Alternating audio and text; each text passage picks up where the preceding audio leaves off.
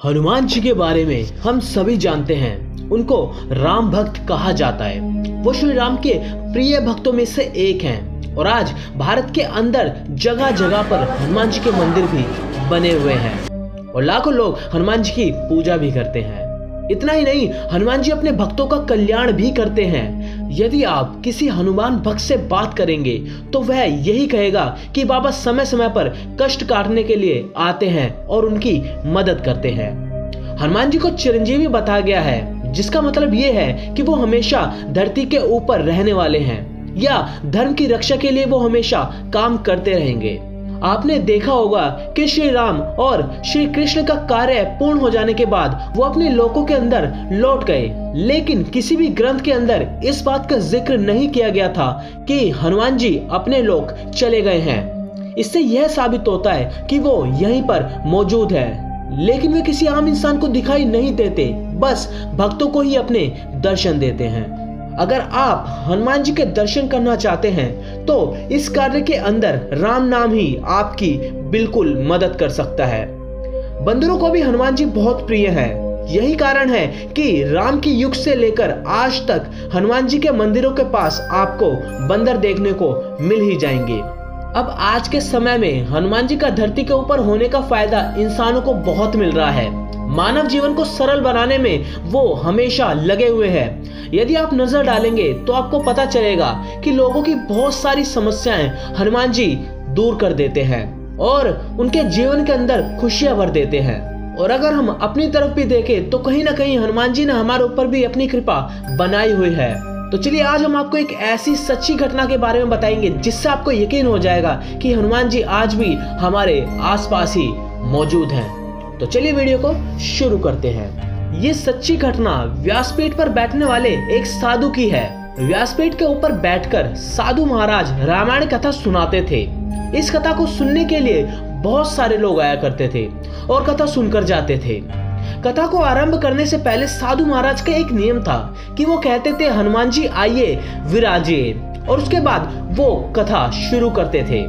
वहीं पर एक व्यक्ति कथा सुनने के लिए आता था जो खुद को वैज्ञानिक समझता था। जब कई बार साधु से ये बात सुनी तो उसे लगा कि यदि साधु ऐसा कहता है तो क्या सचमुच हनुमान जी आते ही होंगे।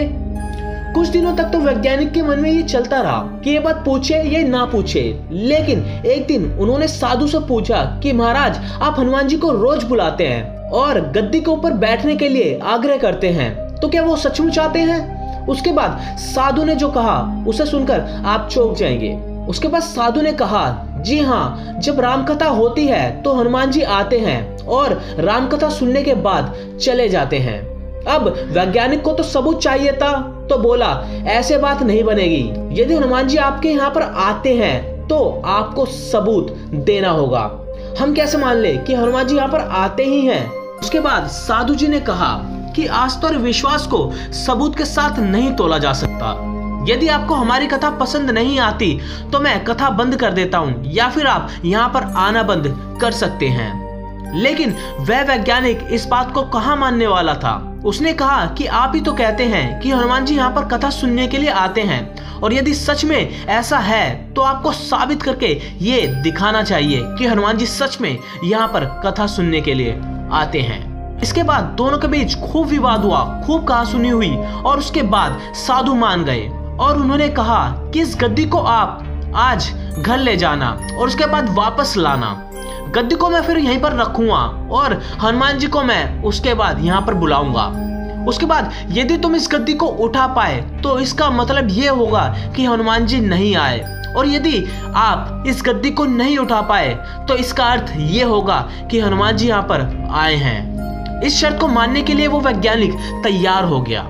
अब उसके बाद दोनों ने अपनी अपनी शर्तें रखी। वैज्ञानिक ने कहा कि यदि मैं गद्दी को नहीं उठा सका तो मैं वैज्ञानिक पद को छोड़कर आपसे दीक्षा ले लूंगा, और संत ने कहा कि यदि हनुमान जी नहीं आए तो मैं आपके यहाँ चपरासी का काम करने लग जाऊंगा।